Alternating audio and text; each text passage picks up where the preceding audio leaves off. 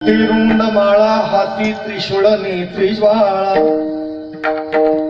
भस्मौटी रुंडमाळा हाती त्रिशूळ नेत्री ज्वाळा गज चर्म व्याघ्रांबर कंठी शोभे वासुविहार भूते वेताळ नाचती हर्षयुक्त उमापती गज चर्म व्याघ्रांबर कंठी शोभे वासुविहार सर्व सुखाचे आगर म्हणे नर हरी सोनार सर्व सुखाचे आगर म्हणे नर हरी सोनार गज चर्म व्याघ्रांबर कंठी शोभे वासुविहार विठ्ठल विठ्ठल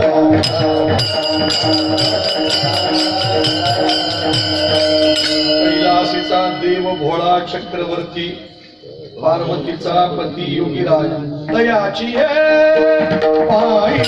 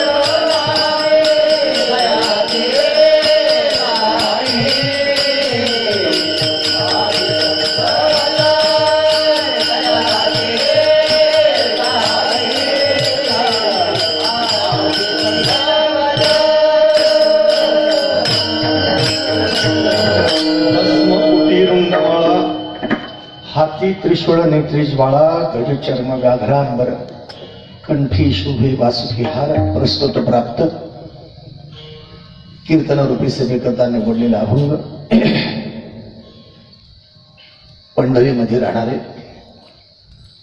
भगवान शिवाचे एकनिष्ठ भक्त आणि त्या एकविध भक्ती करता ज्यांनी पांडुरंग परमात्म्याचं दर्शन लांब पांडुरंगाचा कळस सुद्धा पाहू नये इतकी एकविध भक्ती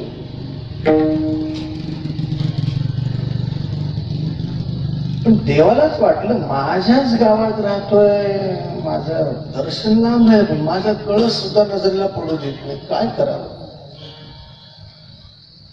म्हणून देवानं लाघव केलं आता त्याला काय तुझा अवघी होऊ येते खेळतो येण्याची खेळावा नटतो येण्याची आवगावा लपोनी जीवी नकळे जीवा अंतरिता देवाना तुळसी बीड परगण्यातल्या एका सावकाराचं रूप घेतलं पूर्वीच्या काळामध्ये ब्राह्म्य मुहूर्ताला दुकानं उघडली जायची आता दिवसाचा पहिला प्रहर टळल्यानंतर दुकानं उघडतात साधारण 9 नंतर दुकानं उघडतात पण ब्राह्म्य मुहूर्ताला दुकान उघडलेलं आहे नरहरी महाराजांनी दारापुढे शेण सडा केलाय रांगोळी घातलेली आहे अवजारांची पूजा केली धूप घातलाय आणि गिऱ्हाईक आलं गिऱ्हाईक म्हणजे स्वतः पांडुरंग परमात्मा आलेले आणि त्या काळामध्ये आमच्या पंढरपुरामध्ये एक पायरी आणि वर अशी लाकडी फळे असायची दुकानामध्ये चढण्याकरता देवाच्या दाराला फळी नसावी लाकडी फळी नसावी देवाच्या दाराला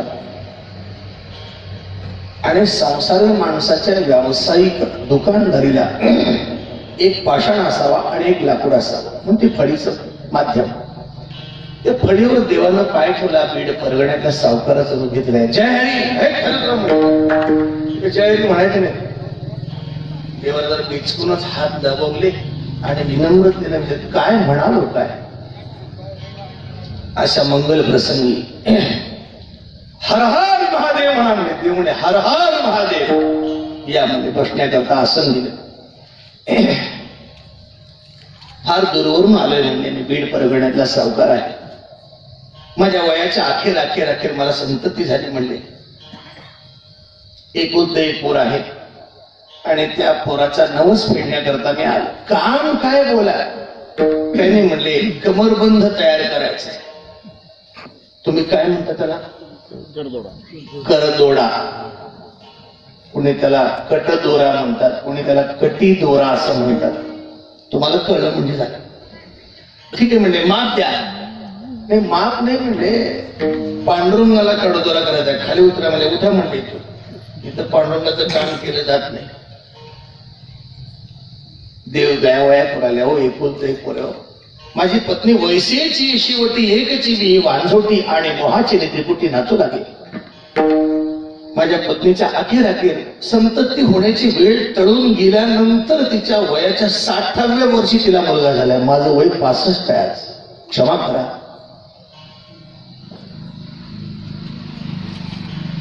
तेवढा कडकडा करा आणि देवाच्या नवस सेवेतून आम्हाला मुक्त करा. अहो म्हणले आम्ही तुम्हाला सांगितलं नाही तर पांडुरंगाचं काम केलं जात नाही.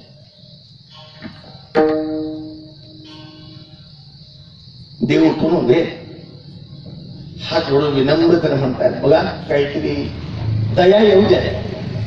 तुम्ही म्हणाल ते मी देईन. मी घरचं सोनं गुळधाव सोनं आणून अशी काम काढली देवानं आपल्या पिशवीतून. सोनं असं काय चम चम चम चम चमका लागलं. नरारी महाराज म्हणजे बऱ्याच ठिकाणची मी सोनं बघितली पण ह्याचं सोनं बघून मी आकर्षितच झालोय.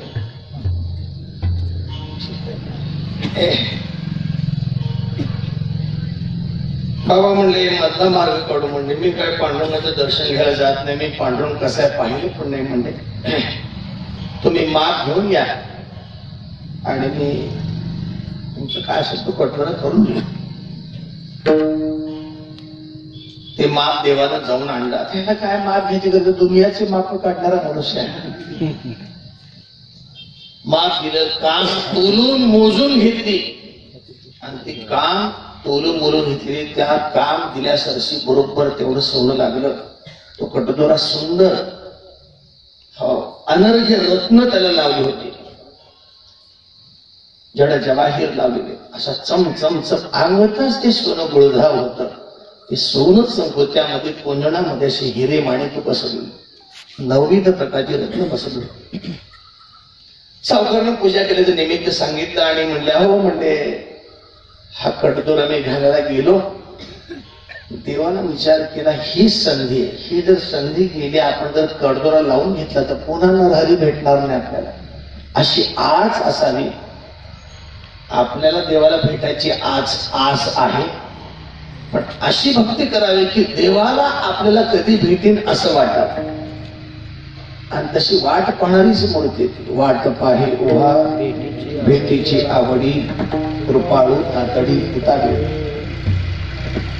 नरहरी महाराजांच्या हातचा तो कडदोरा आल्याबरोबर देवान आपला मोज रुंदावला. मोज विठोबाचा रुंदावला मोज विठोबाचा.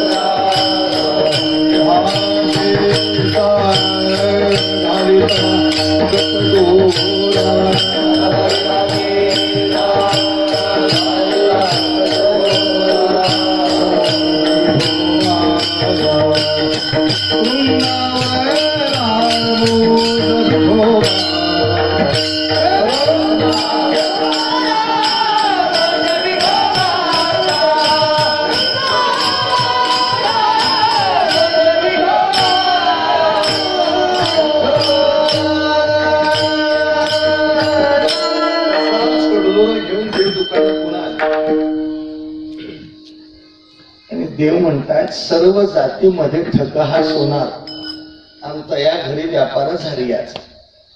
सर्व जातीमध्ये ठग म्हणजे फसवणारी जात असं मी नाही म्हणत बरं. देव म्हणतायत नरहरी महाराजांना, जे कोणी सोनार असते त्याने काही राग मानू नका. महाराज अहो नरहरी महाराज म्हणते घरचं काम सोनं दिले पण म्हणजे तुमची सवय काय गेली म्हणजे त्यातलं हाणलं म्हणजे तुम्ही काय तोंड सांभाळून बोला म्हणजे शिवाय शपथ तुमचं अगदी रेणू इतकं सुद्धा सोनं माझ्या कुठल्या साधनाला लावून घेतले नाहीये. शब्द माघारी घ्या तुमचे. आणि तुम्ही पुन्हा असं बोलणार नाही. बोलायचं नाही असं नाही, तुम्ही बोलणार नाही. काय शब्द खरा नाही.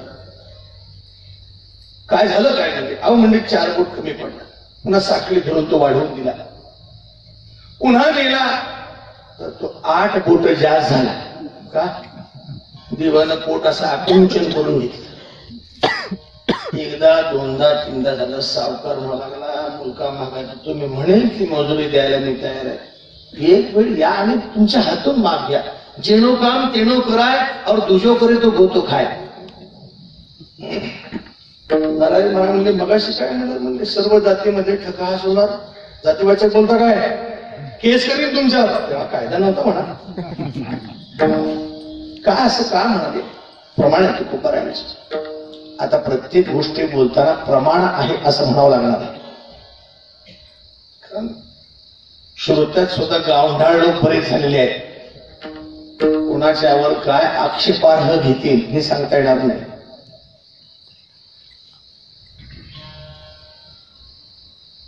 त्या सोनाराकडे झारी लोकांचा व्यापार असतो. जोहरी वेगळे, झोरी वेगळे, जव्हेरी वेगळे आणि झारी वेगळे. सांगतो जोहरी म्हणजे सोनं घेऊन, तयार सोनं घेऊन किंवा अलंकार घेऊन ते घाण घाणवट ठेवून त्याचा धंदा करणारे ते जोहरी. जव्हेरी फक्त रेडीमेड सोनं दुसऱ्याकडून घेऊन विकणारे ते जव्हेरी. जोहरी आपल्या घरातलं कोणत्या प्रकारचं कुलूप किंवा गोदरेज कपाट हे बिघडल्यानंतर त्याची चावी काही त्याचे दात्रे खराब झाल्यानंतर आपण ज्याच्याकडून दुरुस्त करून घेतो ती जात जोहरी. काय जोहरी.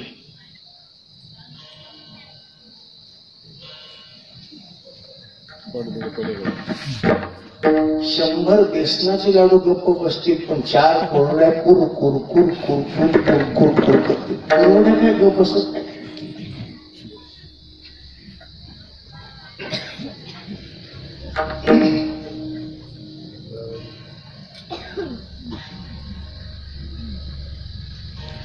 आणि झारी कोण तुमच्या आमच्या घरातला कचरा. आता सध्या शासन म्हणतं ओला वेगळा आणि सुका वेगळा करा. पण असं सोनाराच्या दारातून कोणी जाहिरातबाजी करत नाही. तुमचा ओला कचरा वेगळा, जसा असेल तसा कचरा. काय देतोस बोल, केवढ्याला देतोस बोल.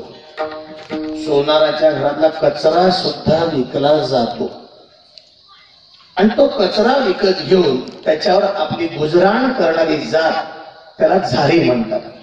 सर्व जातीमध्ये ठका हा सोनार अंत या घरी व्यापार झाली. याचा 2दा 3दा जेव्हा तो कडदरा कमी जास्त होऊ लागला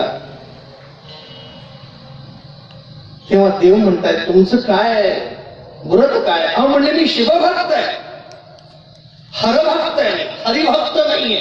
पण मग मी त्या पांडुरंगाचं तोंड बघत नाही. मधला मार्ग काढला देवानच. काय तुम्हाला देवाचं तोंड बघायला नाही ना बघून काय करते.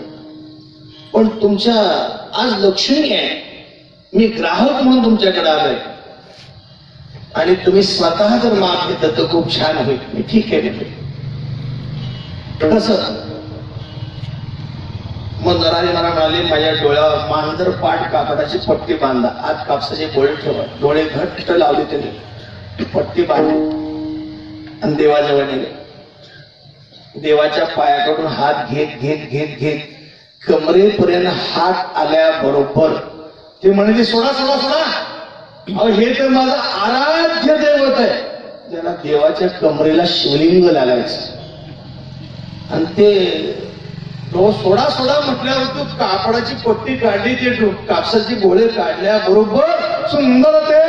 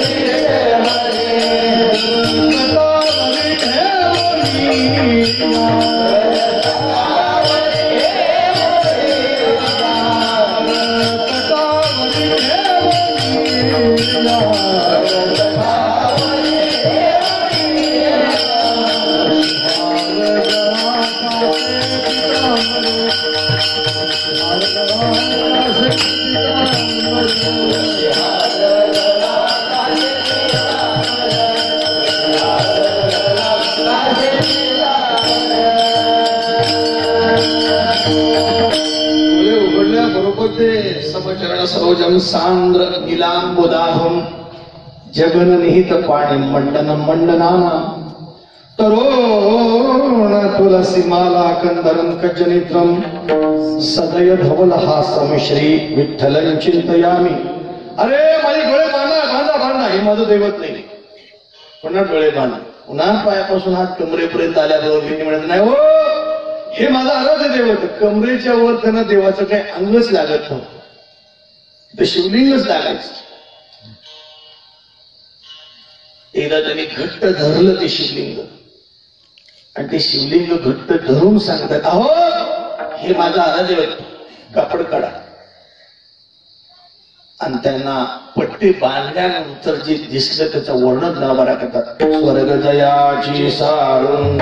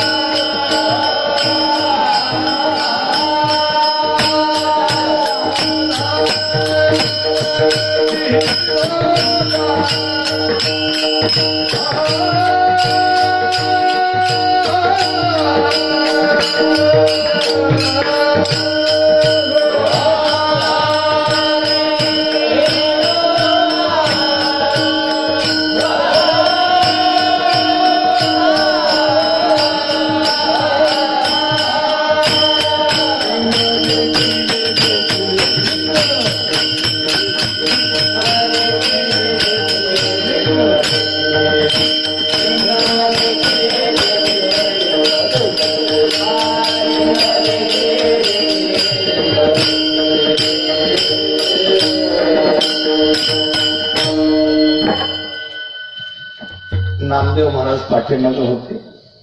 नामदेव यांनी पाठीवर हात टाकला त्यांच्या. नरहरी महाराज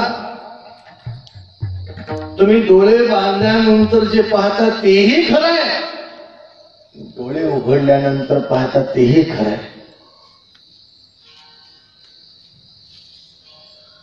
नामदेव यांच्या पाठीवर हात पडल्याबरोबर नरहरी महाराजांनी देवाच्या चरणारविधी नतमस्तक झाले.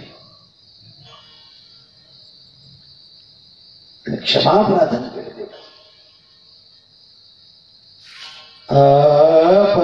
अपराधाच्या कोटी, अपराधाच्या कोटी घडल्या पोयामुते आणि निषेध दिले तुझे माय बापा परी तुवा दिनानाचे ब्रीद सत्य केले आम्हा तारिले पतितास. काय ताकद असेल महाराज. चरणारविंदापासून कटी कमरेपर्यंत आल्यानंतर जिथं हात स्थिरावावे असं देवाचं शिवलिंग त्या ठिकाणी लागावं. नरहरी महाराज देवाच्या चरणार भिंती मस्तक ठेवून सांग, देवा बस म्हणजे मला हेच स्थान दे. मी जेव्हा या जगातला अंतश्वास घेईन तेव्हा तुझ्या कटीमध्येच मी गुप्त होईल. कटी सूत्र कटावरी पोहा सोनार नरहरी. विशेष देवाच्या ठिकाणी समाधी स्थान आहे.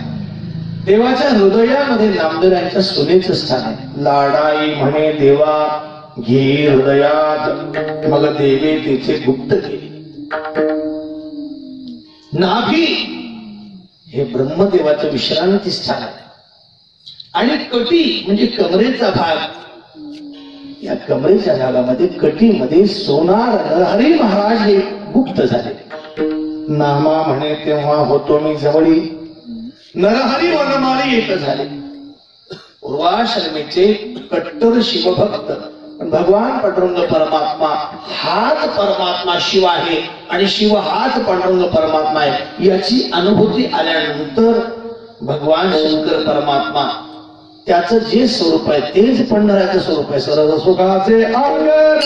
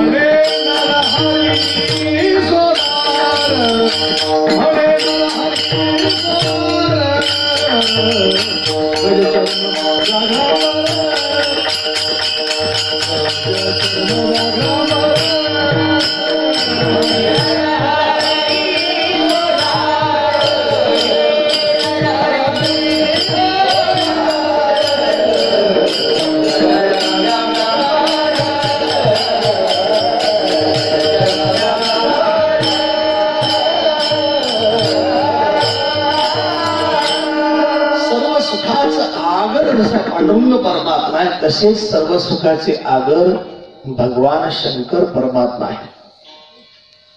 पांडुरंग परमात्म्याबद्दल कैक प्रमाण आपण पाहतो. सर्व सुखाचे आगर जनी म्हणे शारंगधर सर्व सुखाचे आगर उभे असे विटेवर सर्व सुखाचे आगर म्हणे चोखा महार सर्व सुखाचे आगर बाप रथोमा देवीवर किती तरी किंवा नाट्यामध्ये प्रमाण खूप छान आहे.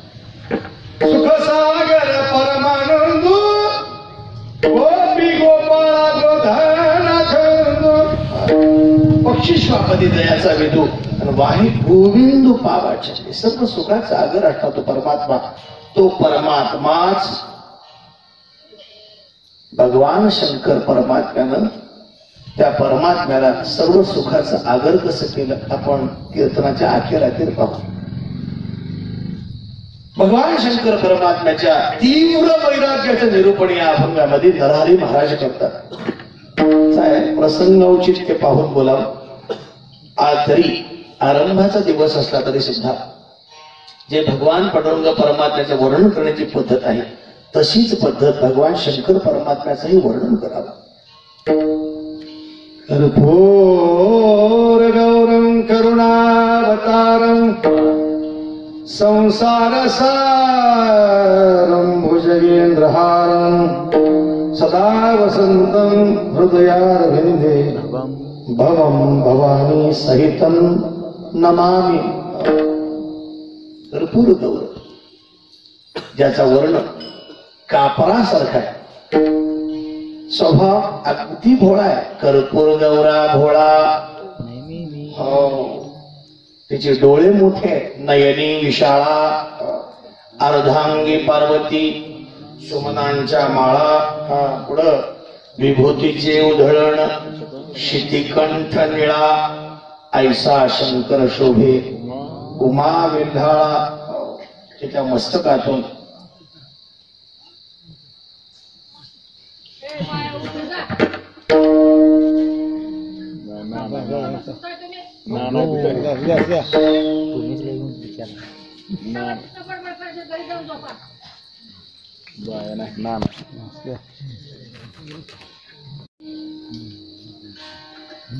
त्याच्या जटीतून गंगेचा उगम झालेला आहे. जटाजूट गंगार्ध चंद्रवाणी तिजा नेत्र ज्वाळी जात वेद लवथवती विकराळा. लवथवती म्हणजे काय हो? काय की बाबा आम्ही म्हणतो एवढं खरं. लव म्हणजे हळू आणि थव म्हणजे मोठा असा जिचा प्रवाह आहे. लवथवती ती भगवान शंकर परमात्म्याच्या जटेतून निघताना तिचा प्रवाह छोटा आहे. खाली पाहणाऱ्यांना मोठा वाटतो म्हणून तो लवथव असा शब्द दिलाय. पण जेव्हा त्या जलधारा निघतात त्या विकराळ वाटतात. लवथवती विकराळा ब्रह्मांडी माळा. बरोबर का? विषे कंठी काळा. ज्याचा कंठ विषानं भरलेला आहे त्याचा काळा असा निळा असा वर्णन आहे. त्रिनेत्री ज्वाळा. त्याच्या दोन नेत्रापैकी तो त्रिनेत्र म्हणजे तिसरा डोळा आहे त्यात ज्वाळा आहे. लावण्य सुंदर मस्तकी बाळा. मस्तकावर जी बाळा आहे ती लावण्यवती आहे. ते थोनिया जळ निर्मळ वाही झुळझुळा. जय देव जय देव जय श्री शंकरा. आरती ओवाळू तुझं कर्पूर गौरा. तो कर्पूर गौर फळा आहे. डोळ्याने मोठा आहे. अर्धांगी पार्वती माता बसलेली आहे. त्याच्यावर विभूतीचं उधळण होत आहे. राम नामानं शीतल झाला कंठ तो निळा झालाय. शितिकंठ निळा असा शंकर परमात्मा. त्याला ती वेल्हाळ असणारी उमा म्हणजे पार्वती शोभते आहे. काही भक्तांनी विचारलं का म्हणजे सगळं त्याचं अंग असं कर्पूर गौर आहे पण कंठ निळा का बरं? देवी दैत्य सागर मंथन पैकेले. देवदैत्यांचं समुद्र मंथन सुरू झालं. कशा करता? देवांचा राजा इंद्र. तो इंद्र ऐरावत हत्तीवर बसून निघाला होता. इतक्यात रस्त्यामध्ये दुर्वास ऋषींची भेट झाली. दुर्वास ऋषींच्या गळ्यामध्ये विजयमाला वीरश्री माळा अशी माळ फुलांची त्यांच्या गळ्यामध्ये होती. ती अभिमंत्रित माळ होती. राजा सोयरा जावाई पाहुणा आजारी मनुष्य गुरु देव यांना भेटायला जाताना हात हलवीत जाऊ नये. त्यांना काहीतरी भेट वस्तू द्यावी. दुर्वास ऋषींनी इंद्र आलेला पाहिला. तो इंद्र ऐरावतून खाली उतरला. दुर्वास ऋषींनी नमस्कार केला. दुर्वास ऋषींच्या गळ्यामध्ये विजय माळा घातली. साध्या फुलांचा हार होता. इंद्र म्हणतो मी व्हीआयपी माणूस. फार मोठे मोठे हार लोक माझ्या गळ्यात घालतात. ऋषीने म्हणले हातला कैडरीच्या फुलाचा हार घातला माझ्या. तो हार असा डाव्या हातानं काढला आणि त्या हत्तीच्या सोंडेत घेऊन टाकला. हत्तीनं तसा गरगर गरगर फिरवला आणि पायात खडे घालून त्याची पायमंदी. उदाहरण सांगतो तुम्हाला. कीर्तना सुद्धा हाराचा प्रसंग येतो. काही उन्मत्त वक्ते तो हार कसाही काढतात. नाही, हार गळ्यातून काढल्यानंतर त्याला मस्तक लावावं, त्याचं अवघ्राण करावं.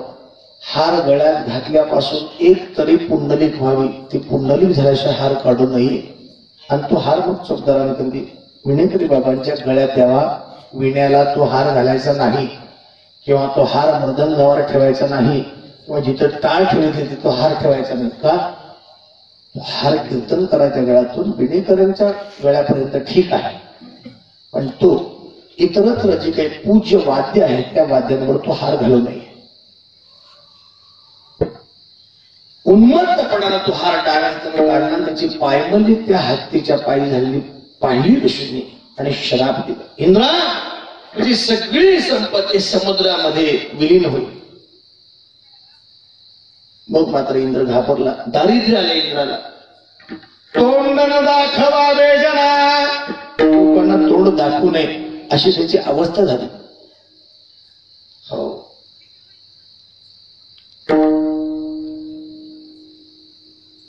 पुढचा जन्म बहुतेक बेडकाच्या खबेला दिसतोय, त्याची तयारी चाललेली आहे.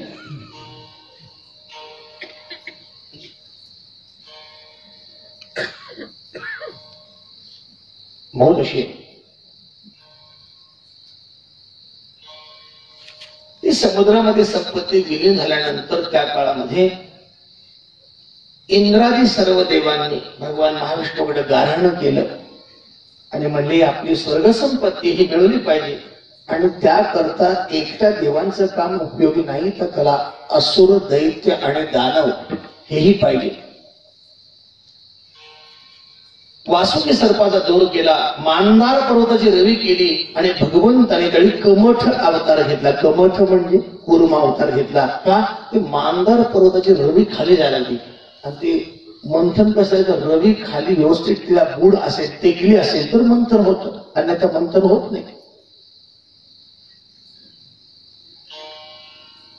खालून पृष्ठी दिली देवाने, पाठ दिली आपली, आणि तेव्हापासून कासवाची पाठ जी असते ती कठीण असते. शूर लढवई लोक आपल्या पाठीवर जी ढाल करतात ना, ती ढाल कासवाची पाठ असते. लक्षात घ्या, कासवाच्या पाठीवर किती जरी धारधार तलवार गेली तर त्या तलवारीची धार घाव बसल्याबरोबर धार जाते.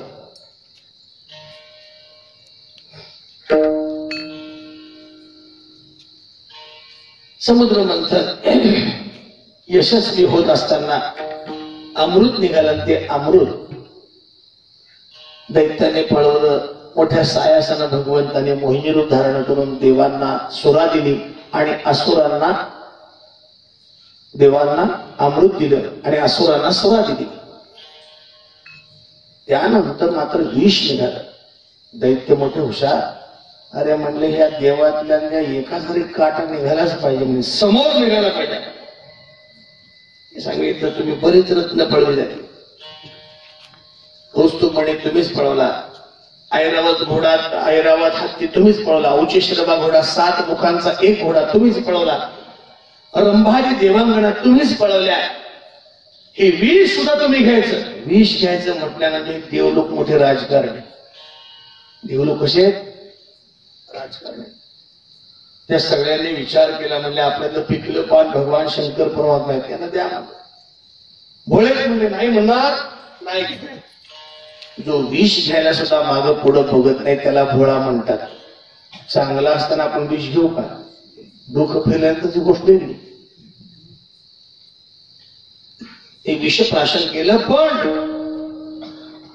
अंगाची लाही लाही लाही व्हायला लागली, आणि ती लाही व्हायला लागल्यामुळं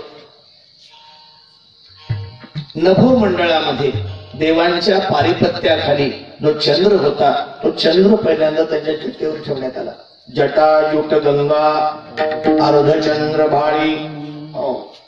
चंद्र डोक्यावर कशा करता? त्यांचा दाह शांत व्हावा, पण दाह शांत होईना त्यांचा. दुसऱ्यांदा त्यांच्या अंगाला सर्व चिता भस्म लावला. भस्म हा शरीराला थंडावा देणारा आहे. तेवढ्यावर नाही भागलं, गळ्यामध्ये नानाविध प्रकारचे सर्प घातले. त्या सर्पानं शांती होईना. सर्व सर्पांचा जी काही 9 राजे आहेत सर्पातले, त्या 9 राजांना सुद्धा विशेष वासुकी नावाचा सर्प तो गळ्यामध्ये घालण्यात आला.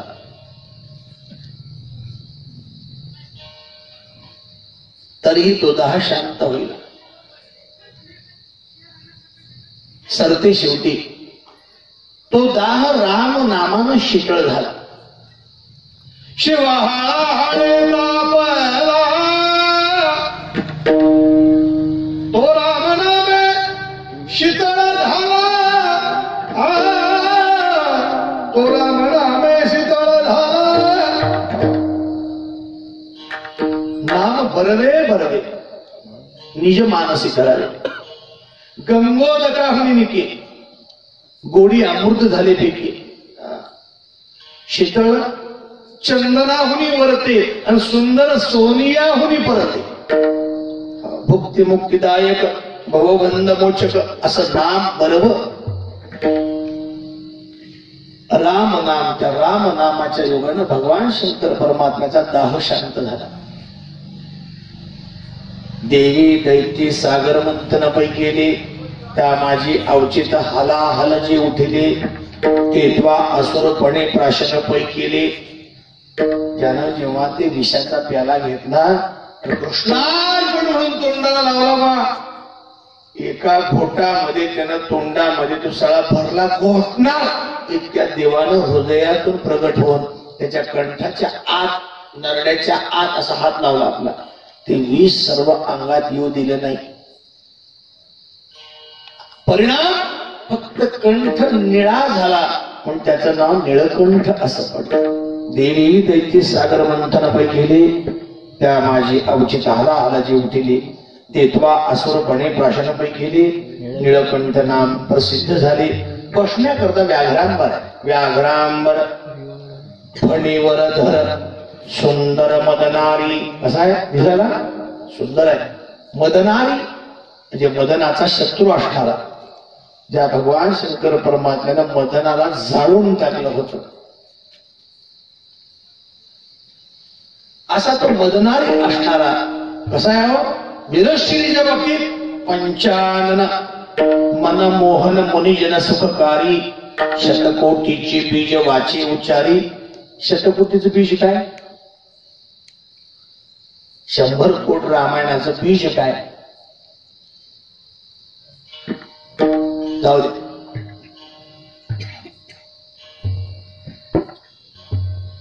नारदांच्या कृपाशीर्वादाने वाल्मिक ऋषींनी वाल्याचा वाल्या कोळी आणि वाल्या कोळ्याचा वाल्मिक ऋषी झालेले. राम जन्म होण्यापूर्वी त्यांनी रामायण केलं. कोळीयाची कीर्ती वाढली घेऊन केले रामायण. रामायण ते रामायण तयार झालं बा. नारदांनी मस्तकावर हात ठेवला आणि हे रामायण म्हणजे भगवान शंकर परमात्म्याच्या प्रियतेला पात्र ठरलं. आपल्या शिष्याची कीर्ती व्हावी. करी तुका म्हणे करवी आपण द्यावे थोरपण सेवक असे म्हणून त्यांनी काय केलं भगवान शंकर परमात्मा सांगितलं परमात्म्या जी नारदा अरे म्हणजे तुझ्या कैलासामध्ये रामकथा ठेव ना. रामकथा म्हणजे वक्ता कोण हे काय म्हणते रामायण करतेच वाल्मिक ऋषी म्हणजे यांची कथा हो त्रैलोक्याला आमंत्रित करण्यात आलं. जवळजवळ 9 दिवस कथा झाली. है कथेमध्ये सगळी व्यवस्था उत्तम हो. चमना चुकना मस्त खायला प्यायला सूर्योदयापासून सूर्यास्तापर्यंत ती कथा चालायची. 12 तास दिवसभर. हो कथेचा समारोप झाला आणि आपल्या मानव लोकातून त्रैलोक्यातल्या सगळ्या लोकांना आमंत्रण होतं. स्वर्ग मृत्यू पाताळ तिन्ही ताळे उदर विराटले थोर विश्वरूप. त्यातला जो मानव होता त्या मानवानं भगवान शंकर परमात्मा सांगितलं देवा आता म्हणते ते रामायण झालेले आहे म्हणते ते मृत्यू लोकात लिहिलेलं आहे म्हणते त्याचा अधिकार आमचा आहे म्हणते ते रामायण आम्हाला द्या. भगवान शंकर परमात्मा रामायण आम्हाला द्या म्हटल्याबरोबर ही एका देवातल्याने ऐकलो आणि एका दैत्यातल्याने ऐकलं. ते भगवान आणलेले तोपर्यंत यांची भांडणं लागली त्या मानवाबरोबर. येण्याशी शाणा म्हणजे तू रामायण आमचं आहे म्हणले ते देव म्हणतो म्हणता आमचं आहे दैत्य म्हणतात आमचं आहे. मानव हुशार होता काय म्हणले का म्हणले तुमचं कष्ट म्हणले अरे रामायण. देव लोक म्हणले अरे तो राम देव आहे. मनुष्य म्हणणं तुझं अगदी बरोबर आहे. तुझं काय म्हणणं तुझी तुरतुर काय? दैत्याला विचारलं अरे देव जरी असला तरी तो दैत्यांचा उद्धार करण्याकरता आलाय म्हणून तो राम आमचा आहे. मानवानं सांगितलं तो देव म्हणतोस ते पण बरोबर आहे तुमचा उद्धार करण्याकरता आला हेही बरोबर आहे पण एक लक्षात ठेवा तो राम जरी देव असला दैत्यांचा उद्धार करण्याकरता जरी आला असला तरी सुद्धा तो मनुष्य रूपात आहे. मनुष्याकृती राघवे ख्याती गेली. तो राम आमचा आहे रामायण आमचं आहे तुम्हाला रामायण मिळणार नाही. भगवान शंकर परमात्मा सगळी कथा झाली. सगळ्यांना आता नारळ प्रसाद पाकिट द्यायची त्या काळात नव्हते पण आता देतात म्हणून बोलायचं. काय प्रकार झाला. नारदाने मध्यस्थी केली, भगवान कोणालाही नाराज करू नका, नाहीतर काय होईल, राम कथा झाली आणि कथा झाल्यानंतर लोक नाराज होऊन घरी परतले, हे मात्र नको आहे. मग काय करायचं, खरा म्हणजे काहीतरी. देवानं ती शक्कल लढवली आणि त्या रामायणाची वाटणी करायचं ठरवलं. वाटणी करताना कधीही जो वाटणी करणारा मनुष्य तो निस्पृह असावा. आपल्याकडे वाटणी प्रकार असतो, सध्या पोलीस खातं किंवा कोर्ट हे कशावर चाललंय, आपल्या मूर्खपणावर चाललंय, दुसरं काय. रहदारीचे नियम आपल्याला माहित नाहीत म्हणून पोलीस आपल्याला अडवतात, पैसे घेतात आपल्याकडून आणि आपण बोंब मारतो, पैसे घेते. तू नीट चालला नाहीस रे गाढवा. वकील पैसे लई खातात, तारखा. अरे बा, तू तुझ्या भावाला दे ना, कुठं बिघडलं.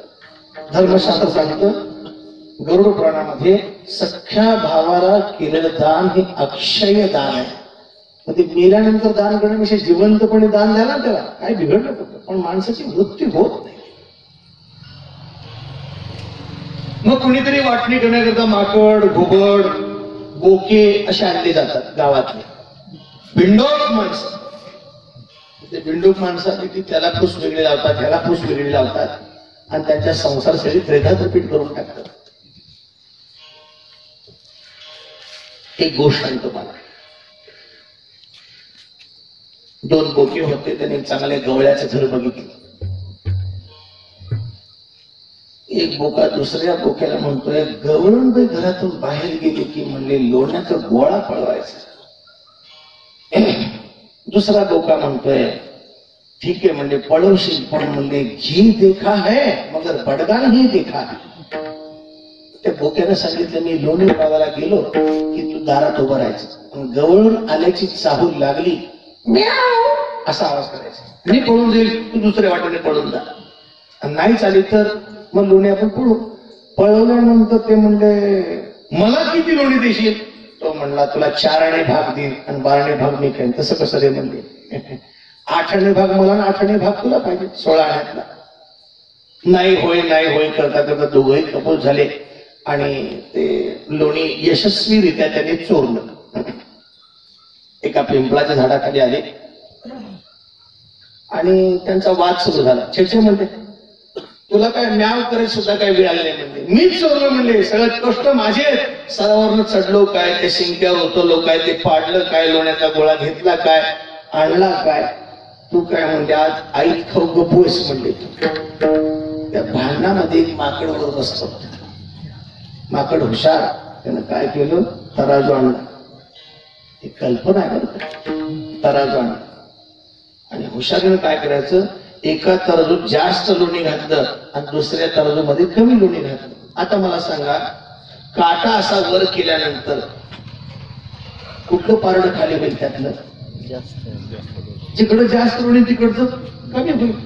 मग त्या माकडानं काय केलं पाहिजे, तिकडचं लोणी इकडच्या पारड्यात घेतलं पाहिजे. पण नाही, ते माकड 2 बोके समोर बसलेत, वाटणीत बघायला बसलेली.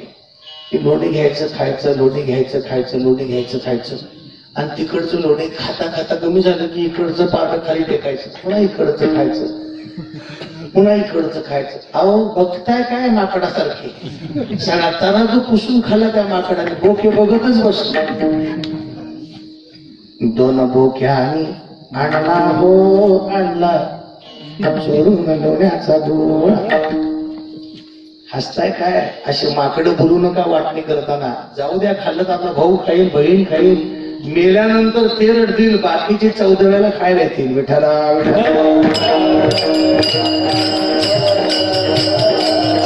वाटणी अशा माणसाला सांगावी की परफेक्ट.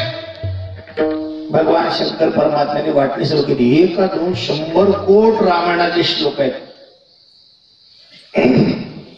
33 लाख वाटणी झाली. उरले किती, त्रैलोक्याला 33 लाख वाटले. 33 कोट वाटले. 33 कोट 33 लाख 33,333 अशी वाटणी प्रत्येकाला झाली. उरला 1 श्लोक. तो 1 श्लोक होता अनुष्ठुप छंदाचा.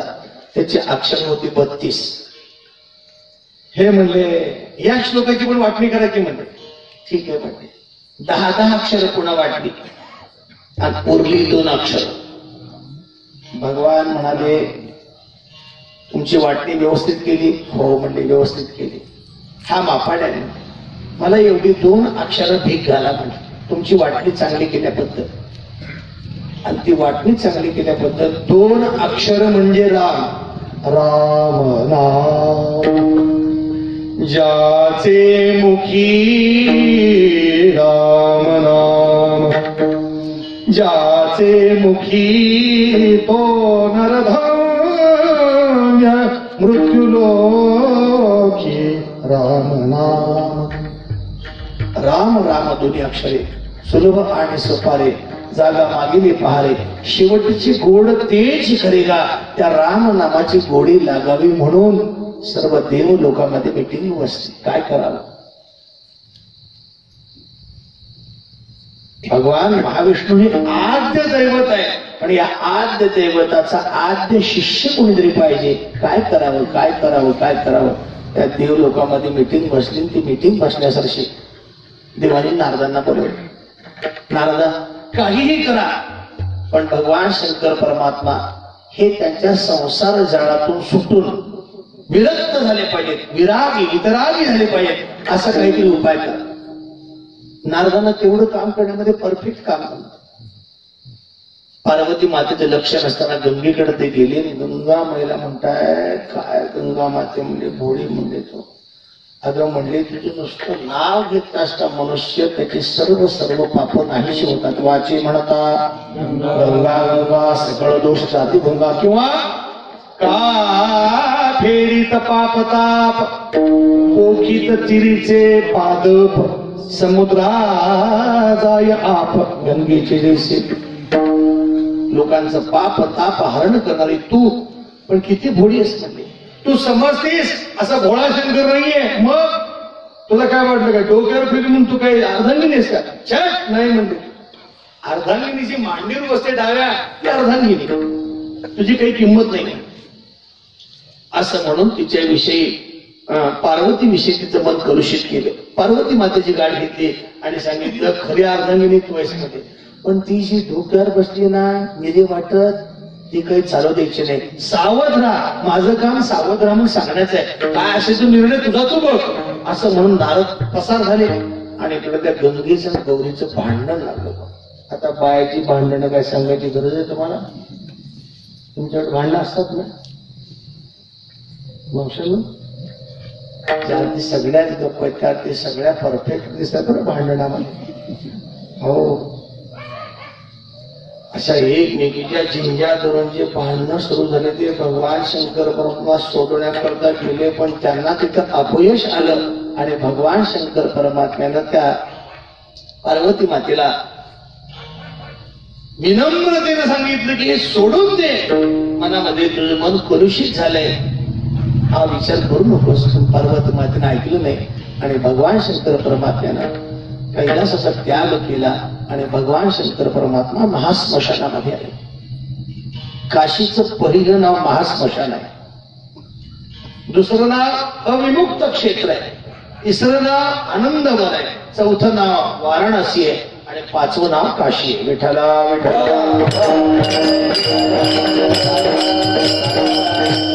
काय असं हे महास्मशान जे स्मशानी सांडलेल्या प्राण प्राणी पुन्हा न देखे मसण या लागी बोलीचे महास्मशान. भावा प्रमाणामध्ये होय ज्या स्मशानामध्ये एकदा प्राणत्याग केला की पुन्हा मनुष्याला स्मशानात यावं लागत नाही का?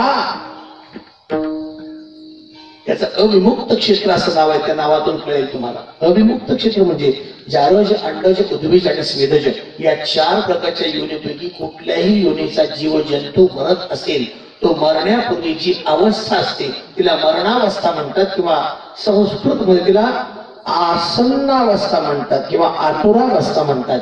त्या आतुरावस्थेमध्ये भगवान शंकर परमात्मा त्या जीवाजवळ येतात आणि त्याच्या कानामध्ये राम नामाचा उपदेश करतात. म्हणून ते लोक काशीला मरावं असं म्हणतात. का? कोणत्याही योनी जन्म असो जो का मूत्रपुरुषामध्ये मरे. मूत्रपुरुष म्हणजे मलमूत्र विसर्जन करण्याची जागा. त्यातला जीवजंतू किडा आली तिचा जरी प्राण जात असला तरी सुद्धा भगवान शंकर परमात्मा तिच्या कानाजवळ जाऊन राम नामाचा उपदेश करतात. उपदेश करी विश्वनाथ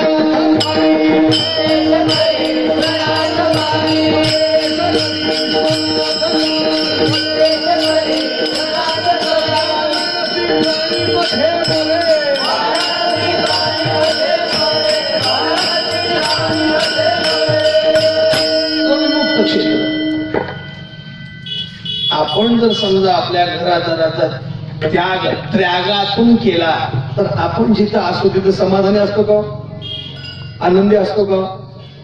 त्यांचा त्याग तर केलाय पण तिथं बसून म्हणतो मारुतीच्या पारावर बसून कुठे गेले असतील बाबा, पोलीस चौकीत गेले असतील का, माझी काय त्याने मिसिंगची काही केस टाकली असेल का बाबा, बरोबर जेवलं असेल का, माझी बायको जेवली असेल का, तिथं बसून मग मरायला गेलाच कशाला तू? घरादाराचा त्यागातून केल्यानंतर मनुष्य दुःखी असतो. पण भगवान शंकर परमात्म्याने सर्वस्वाचा त्याग केला पण ते त्या वनामध्ये आनंदी होते. मग त्याचा दुसरा नाव आनंदवन, तिसरं नाव महास्मशान की ज्या स्मशानामध्ये प्राणत्यागानंतर पुन्हा स्मशानात यावं लागत नाही. चौथं नाव वाराणसी, वरुणा आणि अशी अशा दोन नद्यांच्या संगमावर त्रिशूळावर जी आहे तिला काशी म्हणतात. पंढरपूर कशावर आहे? असे सुदर्शनावरी म्हणून अविनाश पंढरी. पंढरपूर अविनाश नाही, पंढरपुरातील देवता सुद्धा अविनाश आहे. तसं काशी क्षेत्र हे सुद्धा अविनाशी आहे, त्याचा नाश होत नाही. नासिलिया भूमंडळ कोरे पंढरी मंडळ तसंच काशीच आहे. नाथ महाराज हरिपाठात प्रश्नार्थक विचारतात, बोला बोला बोला. वाराणसी तीर्थक्षेत्र नाश आहे, अविनाशासी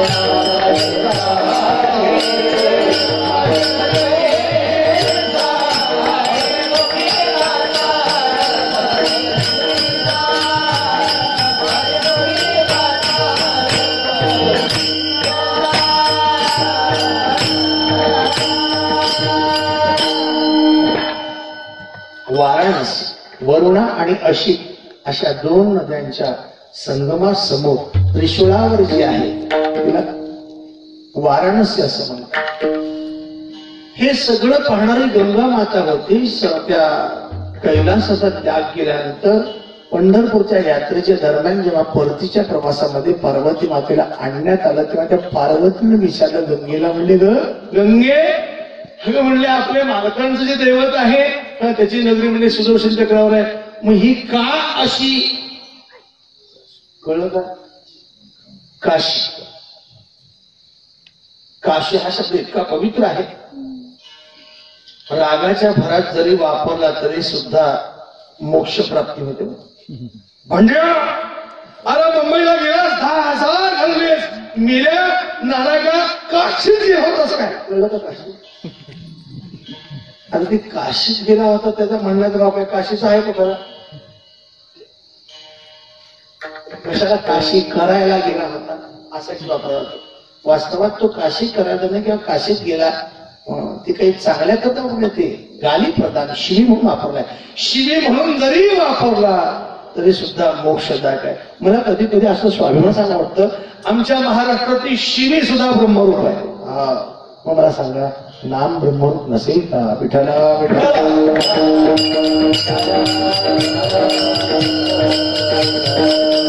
काशी क्षेत्रावर मणिकर्णिका घाट वरुणा अशी घाटावर भगवान शंकर परमात्म्याचं वितरागाचं रूप या अभंगातून नारायण महाराज प्रकट करतात. त्यानं सर्वांगाला भस्म लावलेला आहे. हा भस्म म्हणजे चिताभस्म. चिताभस्म फक्त उज्जैन महाकालेश्वरला होतो. प्रेताचीच राख आणून भगवंताला वाहिली जाते आणि ती सगळी शृंगार पूजा केल्यानंतर एखाद्या सच्छिद्र अशा सुती कापडामध्ये ती रक्षा बांधली जाते आणि भगवान शंकर परमात्म्याच्या अवतीभोवती रक्षा, ज्याला भस्म स्नान म्हणतात, कधी पाहाल तर बघा तुम्ही ते असं सगळ्या त्या शंकराच्या मंदिरामध्ये त्या भस्माचा धूर होतो सगळा चिताभस्माचा. पण तो चिताभस्म आपल्याला घरी आणता येत नाही. तर तुम्ही पाहुणा रावळा मेला की राख आणतील, काय काय लोक काय करतील सांगतो. मध्यंतरी स्मशानभूमीची राख 10 रुपये किलोने भांडे घासायला वापरली जायची मुंबई भागात. किती? हो, 10 रुपये किलो. चिताभस्म एखादा मनुष्य मेल्यानंतर त्याचा अस्थि संचयन आपण करतो. त्याला तुम्ही काय म्हणता इकडं? तिसरा दिवस असतो त्याला काय म्हणतात? सावडणं. हो बरोबर आहे. आमच्या सोलापूर सावडणंच म्हणतात. सावडायला जाणं म्हणतात त्याला. ते सावडायला गेल्यानंतर तिथं त्या चितेवर पहिल्यांदा गेल्यानंतर जी काही चिता पेटली असते ना, तात्या असं का बसलाय सगळं बसून हो असं समोर तो छान बसलाय. हा समोर काय तुम्ही जरा शहाणे पाहिजे तर तुम्ही गेले नाहीत पण शहाणे व्हायचे. विठ्ठला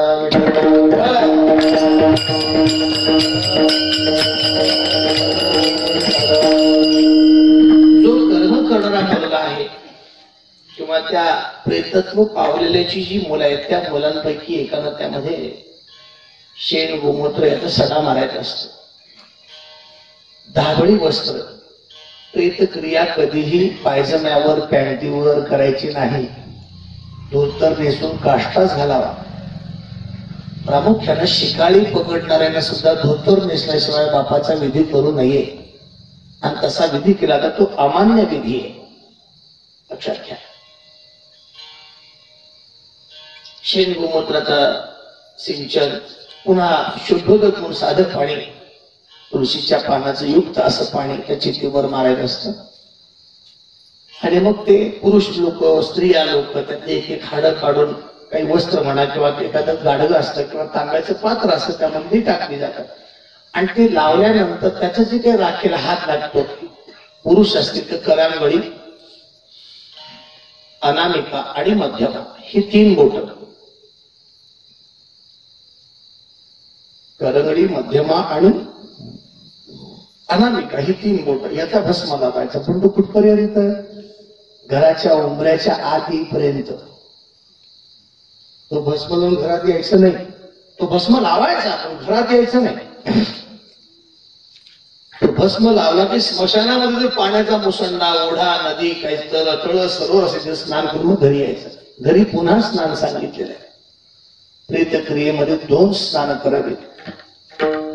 काही काही लोक ते तिसऱ्याला जाताना घरातून आंघोळ करूनच जातात आणि तसा डबा घेऊन तसेच कामाला जातात. का अरिष्ट यायला लागले आपल्यावर? आपण धर्मानं वागत नाही म्हणून. त्याच्या पुढचे 10व्याचे लोक तर विचारूच नका. ते 10व्याचं तिकडं पिंड शिवला, कावळा शिवला इकडे जेवायला बसतात लगेच. कुणी जेवावं? ज्याचा अपधर्म आहे, ज्याला अन्न मिळणार नाहीये, दुष्काळ पडलेला आहे, पाण्याची व्यवस्था नाहीये, अशा प्रसंगात ते ठीक आहे. त्यातून सुद्धा अशा वेळी स्नान केल्या माणसानं तुळशी दळ म्हणजे पान, ते पाण्यात टाकून सर्वांना सिंचन करून मग जेवायला. कधी? पाण्याचा दुष्काळ असेल तेव्हा सचैल अंगाच्या सगळ्या वस्त्रासह वर्तमान स्नान करून मग कपाळाला गंध, विष्णू नामाचा पाठ किंवा रामरक्षेचा पाठ, हरिपाठ, काय ज्याचा जो नियम असतो नियम केल्याशिवाय, स्नान केल्यानंतर आपण जे करतो ते केल्याशिवाय अन्न ग्रहण, चहा पाणी घ्यायचं नाही. बरेच लोक हे नियम करत नाही. खरं सांगू का, आमच्या सारख्याला कोणाच्या घरी जावं उतरावं हा यक्ष प्रश्न पडतो कधी कधी. नियमधर्म नसतो त्या घरामध्ये, पावित्र्य नसतं. संयोजक बोलवतात आपल्याला पुंडलिक वगैरे पुंड चालत नाही, ते भोगावं लागतं. कीर्तनकारांना सुद्धा सुटत नाही. लक्षात ठेवा. विठ्ठला विठ्ठल.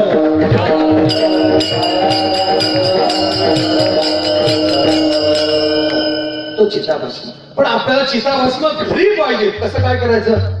गाय शेण टाकीत असताना गायीचं शेण हातावर झेलायचं. पत्रावळ, केळीचं पान किंवा कमळाचं पान याच्यावर ते शेण वाळवायचं उन्हात चांगलं. आणि ते शेण सूर्योदयाला, माध्यान्हाला किंवा सूर्यास्ताला या 3 संधीपैकी एका संधीला ते यज्ञपात्रामध्ये ठेवून त्याच्यावर घृताहुती म्हणजे चांगल्या तुपाच्या आहुती घालायच्या. लोक मेलेल्या आईला किंवा बापाला राखेलमध्ये जाळतात. किती हलकट लोक असतील हो, किती तूप लागतं असं. माझ्यासारखा दंड्या महाराज असला तर 3.5 किलो तूप लागतं. 500 रुपये किलो तूप धरा, 3.5 किलो तुपाचे पैसे किती झाले हिशोब करा. किती? 1750, 2000 रुपये धरा. पण लोक त्या चितेवर राखेल घालतात. त्याच्या पुढची लोक टायरच घालतात. आणून टायर घातलं की तुम्ही गाडीत बसला की टायर कुठं बस करायचं ते बरोबर ठरवतात. हा लक्षात ठेवा. अग्निष्टोम यज्ञाचं पुण्य आहे. जो आपल्या बापाला चितेला अग्नी देतो ना त्याला अग्निष्टोम यज्ञाचं पुण्य आहे. आणि त्या चितेमध्ये जी हवीर द्रव्य अयोग्य आहे, टायर, कुठं मिठाचे खडे घालायचे, कुठं ते रॉकेलच घालायचं, चुकीचं काम करू नका.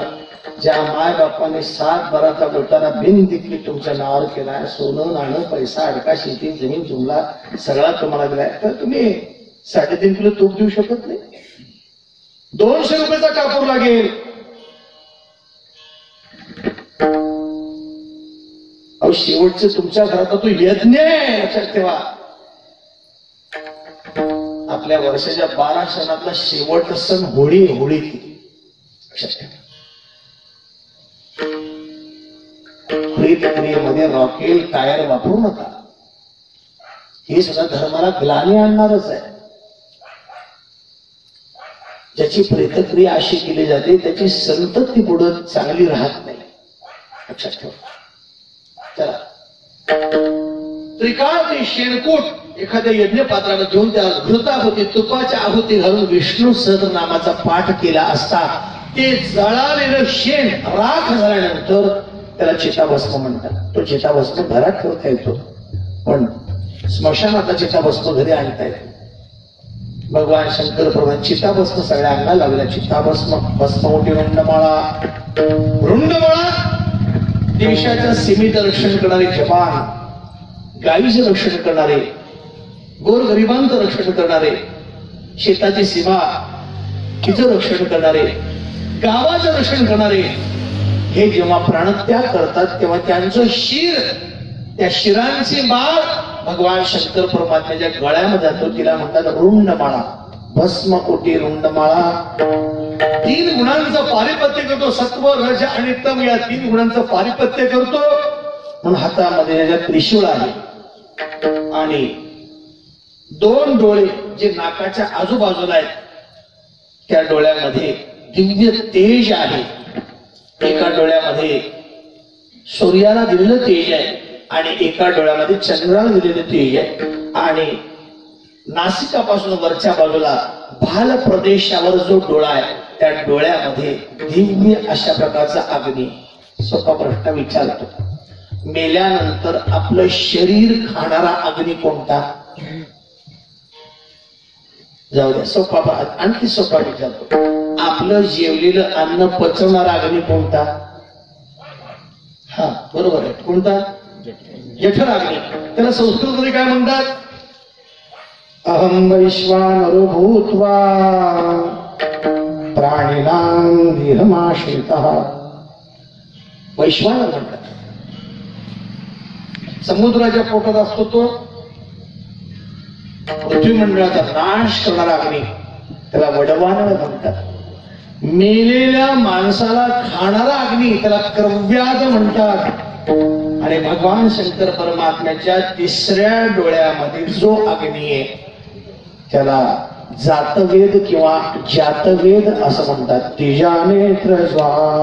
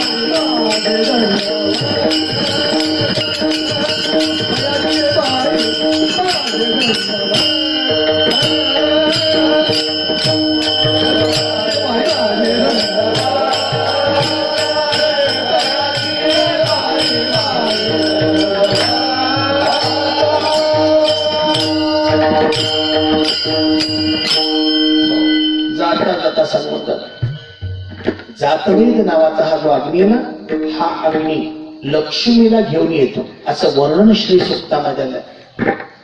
जातवेदो महावह, लक्ष्मीला आणणारा हा अग्नी, म्हणजे पुढं अग्नी माग लक्ष्मी येते.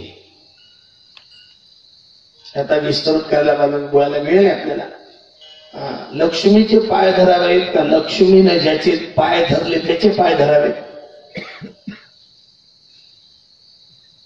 सोपा प्रश्न.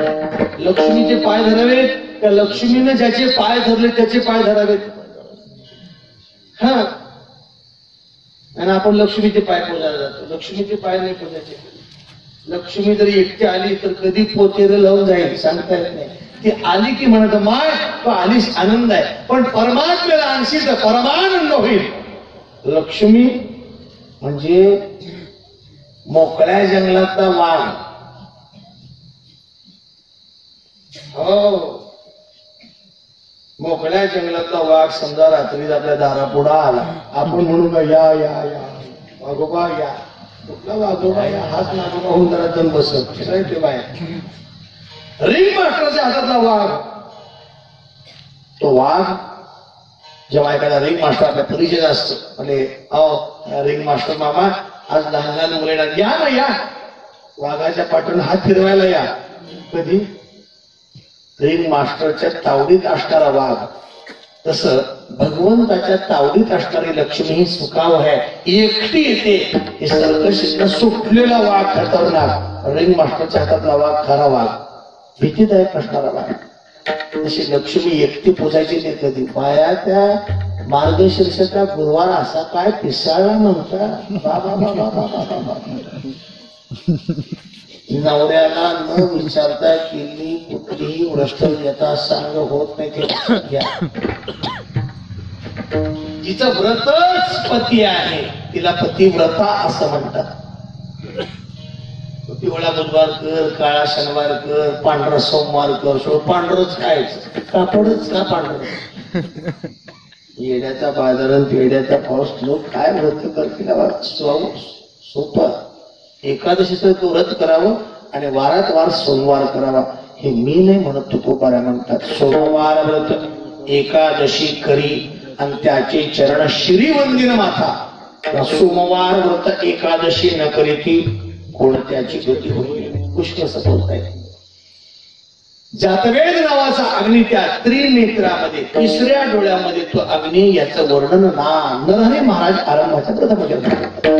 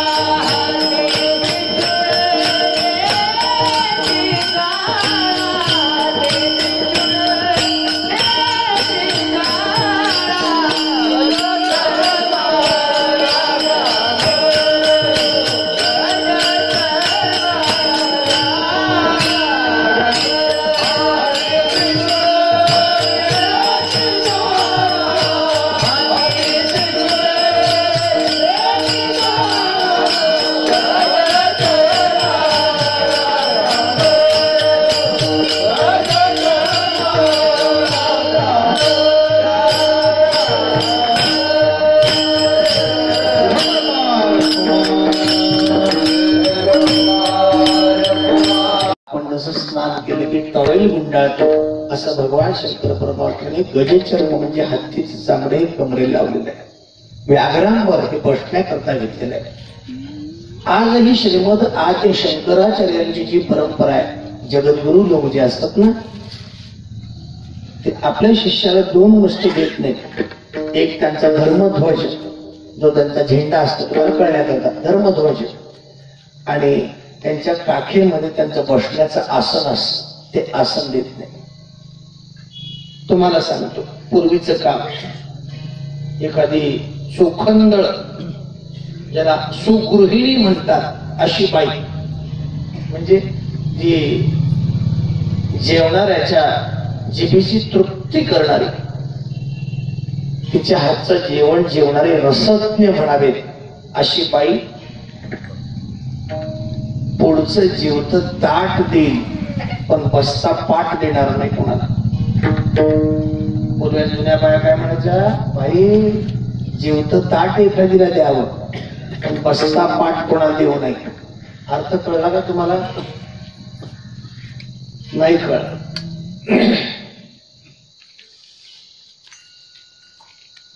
पूर्वीच्या काळातली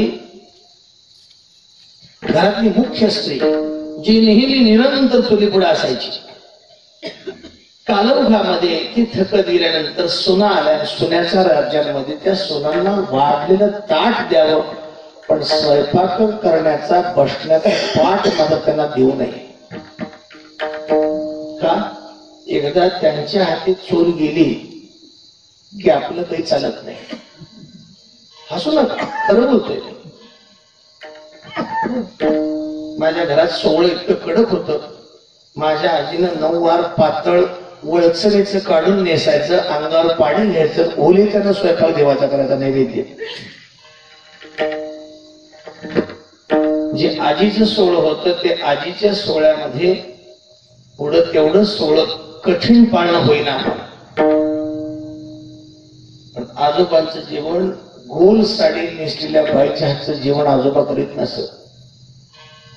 काष्टी पातळ, ज्या बाईनं 9 वार एवढं नेसलेल्या सोहळ्यात स्वयंपाक ते करायचे आमच्या आजी. पुढं तेवढं राहिलं नाही ते, पण खरं ते आहे. कालांतरानं तेच लक्षात ठेवा, जुनं ते सोनं, नवे करू नये, जुने सांभाळावे ज्याचे त्याने. नवे करू नये, जुने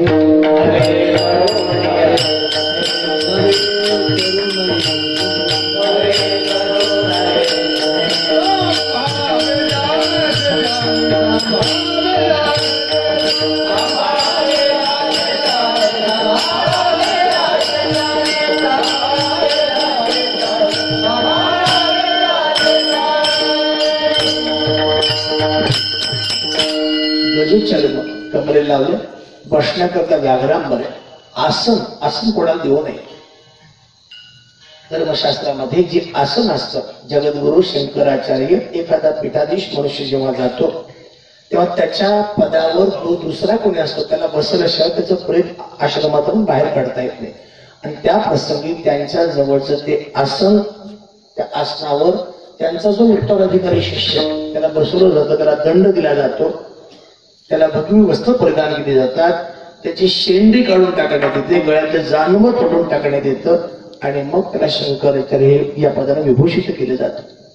कारण शंकराचार्य आणि संन्यासी लोकांच्या गळ्यामध्ये जानवं नसतं, मस्तकावर शेंडी नसते. हा गृहस्थी वानप्रस्थापर्यंत ठीक आहे. चला,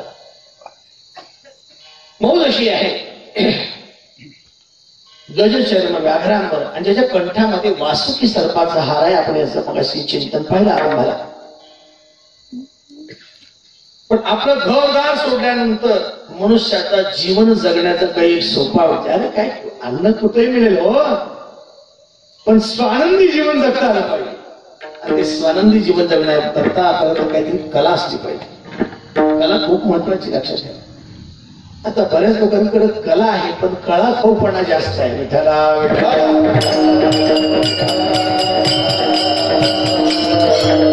शंकर परमात्मा सर्व चर्मवाद्याचे आद्य प्रवर्तक आहेत. चर्मवाद्य निर्माण करणारे ते आणि चर्मवाद्याचे पहिले वादक ते. सगळ्यात मोठं चर्मवाद्य कोणतं? जे हाताच्या कवेत मावत नाही इतकं मोठं चर्मवाद्य कोणतं?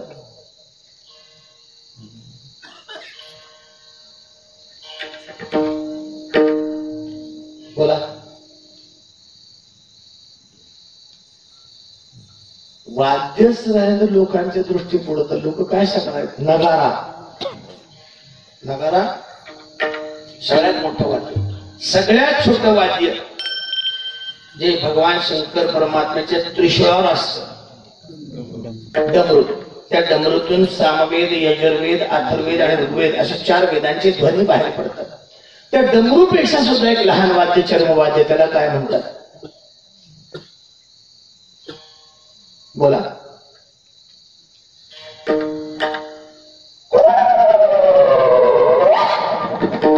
असा त्या वाद्याचा आवाज येतो. काय म्हणतात त्याला? हा, पहाटे 3 नंतर म्हणजे रात्रीचा 3रा प्रहर संपत आल्यानंतर आणि 4था प्रहर सुरू व्हायच्या आधीचा पहिला मुहूर्त म्हणजे 3 ते साधारण 5, 5:30 पर्यंत ती व्यक्ती आपल्या दारामध्ये, हातामध्ये कंदील असतो, साधारणतः गुलाबी फेटा असतो, त्याच्यावर असा चंद्र असतो, खांद्यावर घुंगडी टाकली असते आणि ते त्याच्याकडे जे वाद्य असतं ना त्याला कुडमुड म्हणतात. आणि त्या कुडमुड्यावरून त्याचं नाव कुडमुड्या पण. वास्तवात त्याचं नाव आहे पिंगळा. पिंगळा नावाचे पशु पक्षी नरमादी ज्या दारावर बसल्या, ज्या घरावर बसले असतील त्या घरावर बसल्या त्यांचा संवाद त्याला कळतो. पशु पक्षियाचे कळावे बोलणे. पशु पक्ष्यांचं ज्याला बोलणं कळतं ना त्याला पिंगळा म्हणतात. आणि ते नरमादी त्या घरात बसून त्या घरातल्या माणसाचं काहीतरी भाकीत बोलतात हे त्याला कळतं. आणि त्याला कळलं ते भाकीत ते यजमान सांगतो. आणि ते यजमान ते सांगितल्यानंतर यजमान त्याला काहीतरी स्वेच्छेनं धान्य म्हणा, काही द्रव्य म्हण देतात, पिंगळा म्हणतात. त्या पिंगळाकडचं वाद्य त्याला कुडमुड असं म्हणतात. या सगळ्या वाद्यांची निर्मिती भगवान शंकर परमात्म्याने केली. चर्मवाद्यातली मृदंग घ्या, सगळी वाद्य या वाद्याचं निर्माण होणारा भगवान शंकर परमात्मा. त्या स्मशानामध्ये आल्यानंतर तिथं कोण असणार आहे? कोणाला पोचवायला आलेले लोक तेवढेच. परत कुणी हौसन जातं का चला आज स्मशानात फिरायला जाऊ असं कोणी येतं का? सगळीकडे जातील पण मसनात कोणी जाणार नाही. चांगला असताना जातील कोणी. पण त्या स्मशानामध्ये निरंतर वाचणारे भूत, प्रेत, पिशाच, अतृप्त आत्मे त्यांना तृप्त करण्याकरता भगवान शंकर परमात्म्याने कुछ पाने के लिए कुछ खोना पडता है. यांना जर समाधान द्यायचं असेल तर संसार सुखाचा त्याग केला भगवंतानी. आणि त्या भूत प्रेत पिशाचांना नृत्य कला, वाद्य कला ही सगळी शिकवली. एक दिवशी रंगीत तालीम झाली. आणि त्या रंगीत तालमीमध्ये ते भूत प्रेत पिशाच बेताळ त्यांचं ते नृत्य पाहून भगवान हर्षान्वित झाले. भूते बेताळ नाच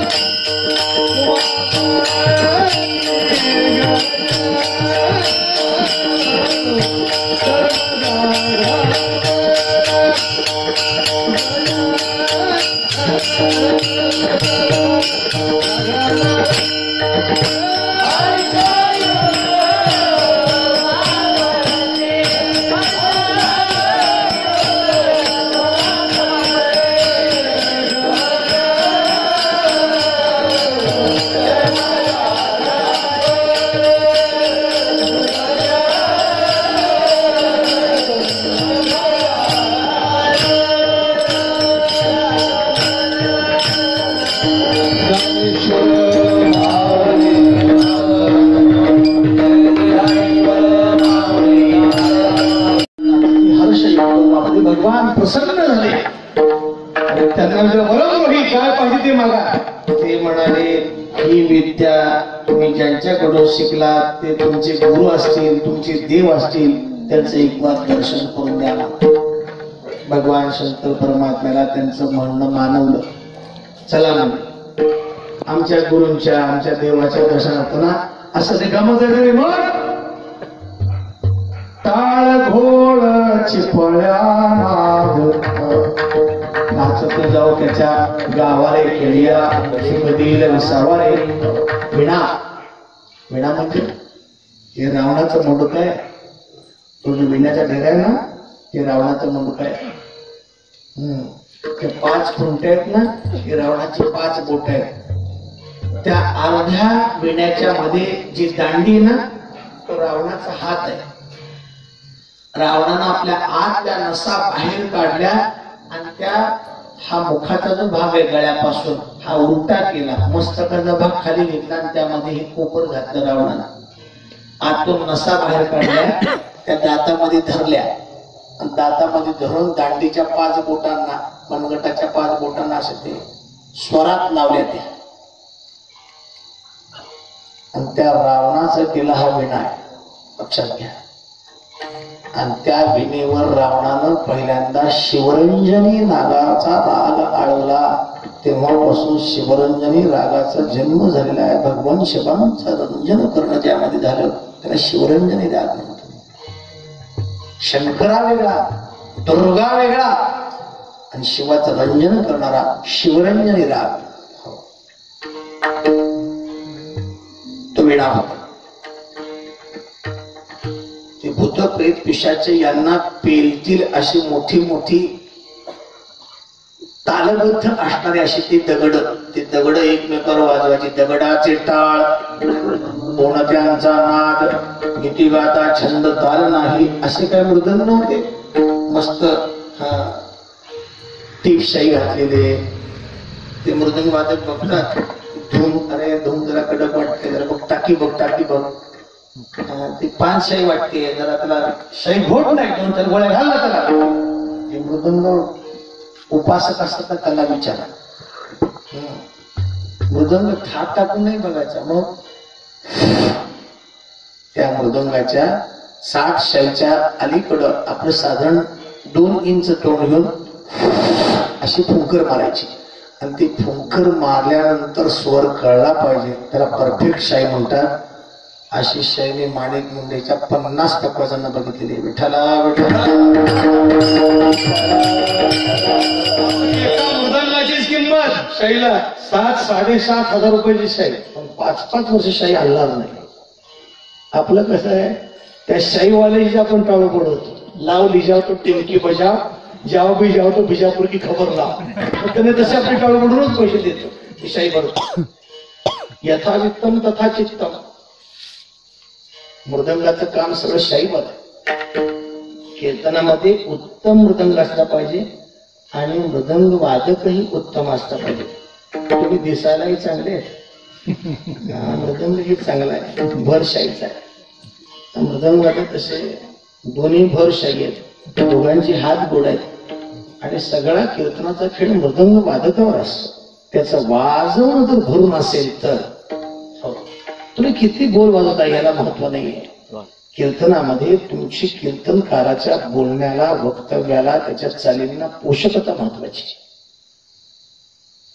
रोज कीर्तन आहेत पण पोषक वाढणारे मृदंग वादक कमी दिसतात. त्यात आज अमृत योग आहे. विठ्ठला विठ्ठला.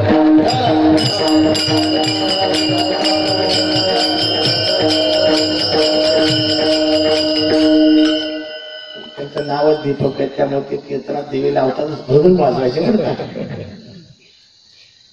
यांचं नाव काय माहिती नाही. विशाल.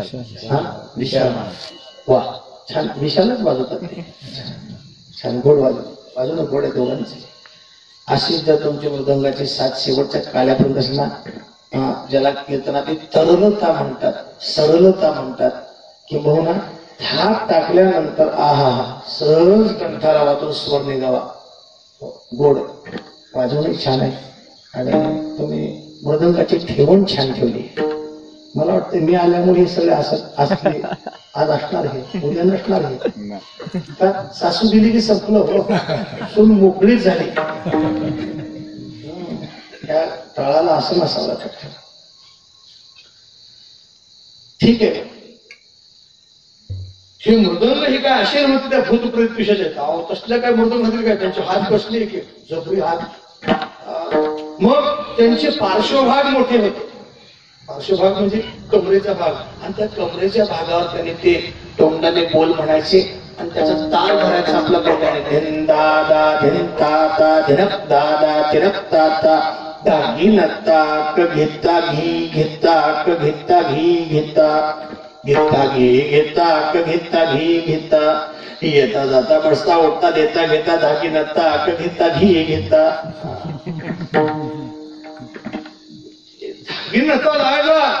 त्या धागीनतामध्ये फक्त जय विठ्ठल जय जय विठ्ठल जय विठ्ठल जय जय विठ्ठल जय विठ्ठल जय जय विठ्ठल हे भजन होतं. हेच भजन आपण करतो कीर्तनाच्या समारोपाला. कसं करतो? हेच भजन पण जर ताल वेगळा, विठ्ठल जय जय विठ्ठल हेच भजन आहे. हे भगवान शंकर परमात्म्याचं भजन आहे. जय जय विठ्ठल जय विठ्ठल जय जय विठ्ठल जय जय. अहो करोड कोट्यावधी पताका होत्या. शिवनाम शीतळमुखी सिविपा कापडी आरे दड दड दड दड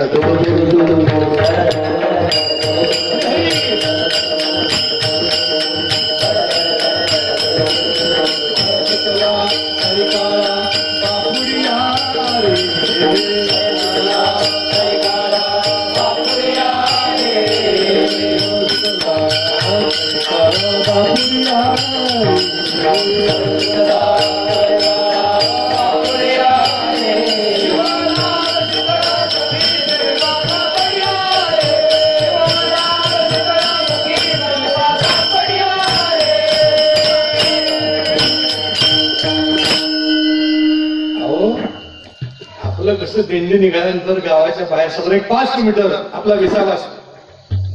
तुकोबारायांची पालखी तुमच्या गावामध्ये. तुकोबारासारखे महात्मे वर्षातून एकदा जेवायला येतात. केवढे मोठे भाग्यवान आहेत तुम्ही. आणि ते वाट सोडून तुमच्या गावात येतात. बरोबर आहे ना? त्यांची वाट सरळ आहे. तुका म्हणे तुम्ही चला याची वाटे आणि भरवशाने भेटी पाडून ग. पण तुकोबारा 1 किलोमीटर आत येतात. भाग्यवान आहेत तुम्ही. तुकोबारासारख्या महात्म्याला जेव घालतात. ऐसे भाग्य जेणे सर्वस्वी साधावे आणि तरीच जन्मा यावे विष्णुदास. गावाचं नाव काय? बेलाची झाड आहेत का गावात? एक तर बेला झाड लावा महादेवाच्या पाठीमाग आहे ना. बेलाचं झाड महादेवाच्या मंदिराच्या शिखरापर्यंत ते पोहोचावं. महादेवाच्या मंदिरात त्याची सावली पडावी फळासह वर्तमान. तसं ते बेलफळ जर खाल्लं असेल तर सगळी सगळी सगळी मनोरथ पूर्ण होतात. बेलफळ हे डायबिटीसला खूप चांगलं आहे, खाऊन बघा. मला मिळत नाही, मला डायबिटीस आहे तर मला मिळत नाही. ते रेडीमेड बाजारात मिळतात ते बेलपाक वगैरे घ्यायचं नाही, बेलाचं फळच घ्यायचं. चाळीसगावहून जळगाव जाताना कसगाव नावाचं गाव लागतं, त्या कसगावला एवढं मोठं असं बेलफळ. काय प्रारब्ध असेल त्याचं, पावित्र्य न राखल्यामुळे ते झाडावरून खाली पडलं की काळं भोरच आत व्हायचं. झाडावर बेलफळ तोडू नये असं एक शास्त्र आहे. भगवान शंकर परमात्म्याला प्रिय असणारी 2 फळं, एक बेलफळ आणि दुसरं कवठ. महाशिवरात्रीला ते कवठ जे असतं ना, ते कवठ आपण नारळ कसा फोडतो मधोमध, तसं मधोमध फोडायचं. त्याचे 2 गर जे असतात आपले, ते 2 गर बाजूला दोन्ही वाटीत काढायच्या, त्याच्यामध्ये थोडासा गुळ घालायचा आणि जो पेटलेला विस्तव असतो त्या विस्तवामध्ये त्या कवटासह ते भाजायचं. म्हणजे कवटाचं जे कवच असतं त्या कवचाचं ते भाजायचं. आणि आपण जेव्हा महाशिवरात्रीचा फराळ करतो, तो फराळ करतात ते कवटाचा प्रसाद घ्यायचा. काही लोक ब्राह्मण लोक त्याची चटणी करतात, कोणी त्यामध्ये गुळ घालून शिजवून खातात, कोणी ते कच्चच गुळ घालून खातात. कवट खावं महाशिवरात्रीला, कवट खूप पुण्यदायक आहे. विठ्ठला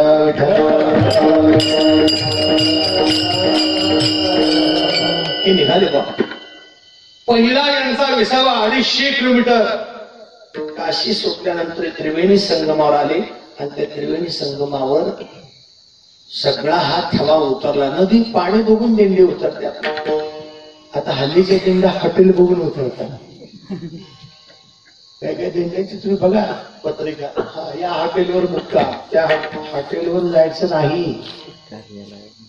चपला घालून केला स्वयंपाक सप्त्याच्या काल्याचा असतोच, म्हणून त्या सप्ताचं फळ मिळत नाही. पावित्र्य राखा, पावित्र्यानं कराल तेवढं चांगलं आहे. सप्ताहाचा स्वयंपाक करणारा आचारी हा सामीशाहारी स्वयंपाक करणारा नसावा. ती भांडी जी भाड्याने आणलेली असतात ती भांडी दोन्ही स्वयंपाकात वापरली नसावी, सात्विक स्वयंपाकच त्यात व्हावा. हे नियम जर काटेकोर पडणं पाळाल तर त्या कीर्तनाच्या श्रवणाचं फळ आहे. अन्यथा भरपूर सत्य होत आहे, भागवत होत आहेत, रामकथा होत आहेत, चाललंय आपलं. पीछे से आई और आगे से ढकाई. पावित्र्यानं करा, त्याचं फळ मिळेल तुम्हाला. 250 किलोमीटरचा पहिला विसावा. सगळ्यांची स्नान त्रिवेणी संगमामध्ये झाली आणि तिथे एक भिल्ली आली नंदी महाराजांच्या पुढं. नंदी भृंगी शंकर हाटण प्रतिदिनी विभूतीचे उधळण. जय जय शंकर शिवपूर्ण ऐशी स्तुती स्तोत्री गाता ती. त्या भिल्लीने नमस्कार केला. नंदीकडे बघून जरा वेगळा दिसत होता, चोपदार बाबासारखा होता. मग त्या नंदीने पण नमस्कार केला. कोणीतरी दिव्य तेजपुंज साधी स्त्री दिसते, माऊली मग नमस्कार केला. बाबांनो कुठून आलात तुम्ही? म्हणजे आम्ही कापडी आहेत. म्हणजे वारकरी पहिली कोण? वारकरी म्हणजेच कापडी हो. तर मग पंढरपूरला चाललो म्हणले पांडुरंगाच्या दर्शनाला. बरं बरं बरं. बाबांनो तुमच्या काही जेवणाची काही व्यवस्था आहे का म्हणजे इथं? हे म्हणलं आम्ही तसं जेवत नसतोच म्हणले कुठं. मग तुमची जेवणाची व्यवस्था मी करते. नंदीचे एकदम डोकं चक्रावून गेलं. बाई साधी गोळी दिसते, सगळी भूत प्रेत पिशाच्या वेताळ येतो. 10 टनाचा भात एखाद्या भांड्यामध्ये लावला असेल आणि नुसतं झाकण बघा, झाकण जवळ द्यावं, नुसता वास जरी एखाद्याने घेतला तर ते भांडच गायब. असली खाणारी काय ही बाई जेव घालायची. थांबा बाई म्हणले, मी मालकांना विचारतो. शंकर परमात्मा विचारलं, देवाना अंतर्ध्यान जाणली भिल्ली कोण आहे? अरे म्हणजे नंदी कसं काय? ठीक आहे म्हणजे त्या बाईची फार इच्छा. आता दे म्हणजे जेवण. जेवण वर झालं वा. सुवर्णाचे ताट पकवाने उघडून परिकर. सोन्याच्या ताटामध्ये मध्ये वाढपी फिरणारा नव्हता. सुंदर जेवण झालं. गोविंद विडा आणि त्यातले जे शिवगण होते ना त्यांच्या अंगावर वस्त्र होते. बाकीच्या भूतप्रेतांना कुठली वस्त्र आले. त्याने धोत्राच्या कनवट्या सैल केल्या आणि वाम कुक्षी घेऊ लागले. नेत्र लागलेशी चंद्रा कोणी न सांभाळती धोत्रा. कोणाची धोत्र जागर इतकं खाल्लं त्याने. आता नीट ऐका, कीर्तनकार लोक भक्ती काहीही सांगतात आणि लोक पण काहीही ऐकतात. मस्त त्यांच्या झोपा विपा झाल्या का दुपारी साधारण 4-4:30 वाजले म्हणजे आपण काय पितो? चहा. त्या भिल्लीने मस्त टंपास मोठे मोठे असे 1-1 लिटरचे ग्लास भरून चहा आणला. मारिया गोल्ड बिस्किट, 2020, क्रॅकझेट, ग्लुकोज, त्याला जे आवडेल ते. भिल्लीनं काय ऐकतात? आता सांगितलं बघ, ते काही सांगतात, लोक काही ऐकतात. चहा असतो काय? हे 1935ला विष आलं भारतात आपल्या. त्या चहाची शताब्दी लागली 15 वर्षांनी. भागवतामध्ये लिहिलंय, लोक एकमेक हस्तांदोलन करून चहाचा कप एकमेकाला आढळून विष एकमेकाला देताना मनामध्ये निसंदिग्धपणानं पितील, विष घेतील. चहा विष आहे. चला, भगवान शंकर परमात्मा तृप्त झाले जेवण करून, हात वगैरे पुसले, सहज नंदी महाराज समोर आले. पानाचा विडा नंदी दिला. म्हणजे महाराज कसं काय वाटलं? वा, खरं सांगू नंदी म्हणले, कोणी केला म्हणजे स्वयंपाक? अहो म्हणले, कोणी भिल्ली नाही म्हणले, या सगळ्या जंगलाची मालकीण. अरे म्हणले, त्या भिल्लीच्या हाताला अगदी पार्वतीचीच सवय. याला म्हणतात नवरा. विठ्ठला विठ्ठला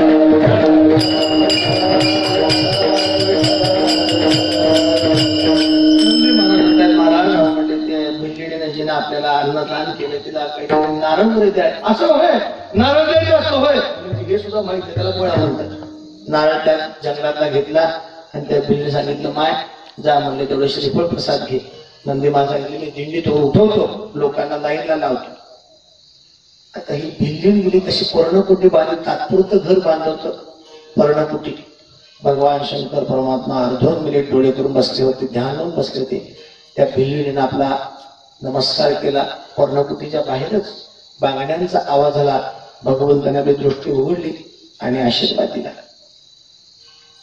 आशीर्वाद देऊन भगवंताचा हात असाच आहे. भगवान त्या दिल्लीकडे बघताय आणि दिल्ली देवाकडे बघते. इतकं एकमेकाच्या डोळ्यात डोळे घालून बघता बघता बघता बघता बघता ते दिल्ली म्हणते, आपण फारच सुंदर दिसता हो. भगवानही बोलतायत, वा वा, आपणही खूप सुंदर दिसता हो. भगवान म्हणाले, तुमचं लग्न झालंय का? भिल्ली म्हणली, झालं म्हणलं तर झालं आणि नाही म्हणलं तर नाही. भगवान म्हणले, माझं पण तसंच आहे म्हणले. 36 गुण जमले हो. चाललेत कुठं? पंढरपूरला. मुलं ऐका, जमलं. फार सुंदर आहात तुम्ही, मला पसंत आहात. पण म्हणले, मी स्मशानवासी म्हणते.